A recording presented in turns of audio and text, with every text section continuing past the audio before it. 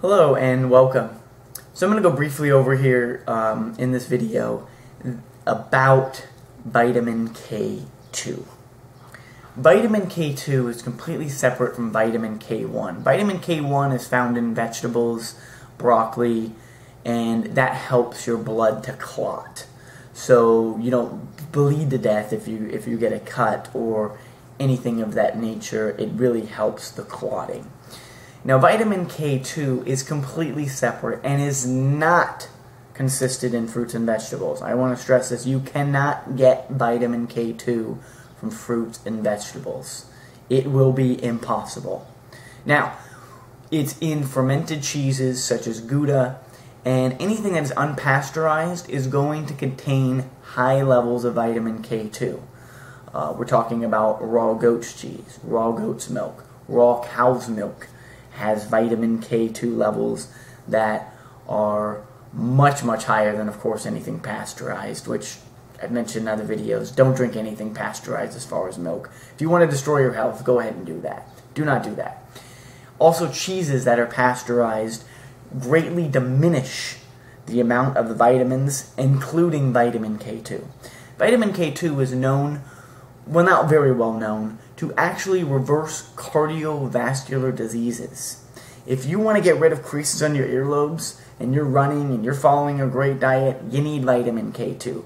Without that in the equation and getting enough vitamin D, you're going to have cardiovascular issues.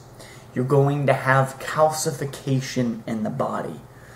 You do not want that. You want to start that process and start eliminating the calcification, and then of course decalcify to get rid of any of those previous issues.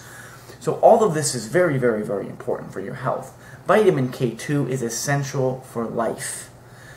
I know you've probably seen a lot of misconceptions out there that dairy is bad.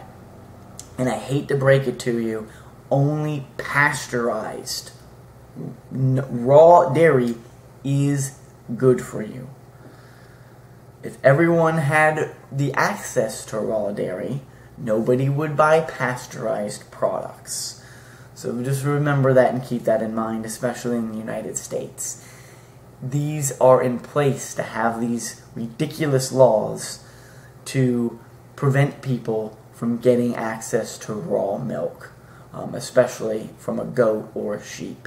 Sheep's cheese, goat's cheese, all of these are at the high end if they are completely raw, and they have been used for countless years, hundreds of years. So unfortunately, the medical community wants you to take a statin. The medical community wants you to get rid of the fat because they say it's dangerous for your health. Saturated fat causes disease. I'm here to tell you that is a lie, it is a myth. If you follow that, you will die. If you have heart disease, you cannot reverse it without the important part of vitamin K2. So if you cut cheese out of your diet, or you go to low-fat cheese that comes from a sick cow to begin with, we won't even need to get into that in this video. You watch my other videos, you already know that the cows are mistreated. They're fed genetically modified soy and corn. So you don't want that to begin with. Now you're going to strip all the fat out. There's going to be no vitamin K2. What's the benefit of eating low-fat cheese? Zero. Do not eat low-fat. It doesn't matter.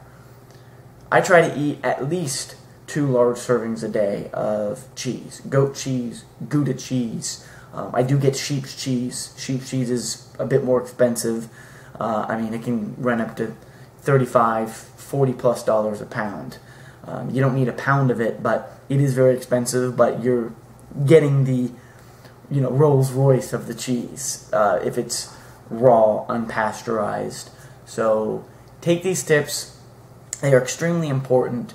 Do not cut cheese out of your diet. This is mentioned in the New Age Health Guide, and I'm mentioning this to you now for free. So take these tips, incorporate them, and in about a month or so, you're going to start noticing a difference in your health. Everything takes a while to build in the body. You can't notice a difference in a week. You may feel better, but overall it takes a good 3, 4, 5, 6, 7 weeks in some cases for people to really notice a difference depending on their level of health. Thank you.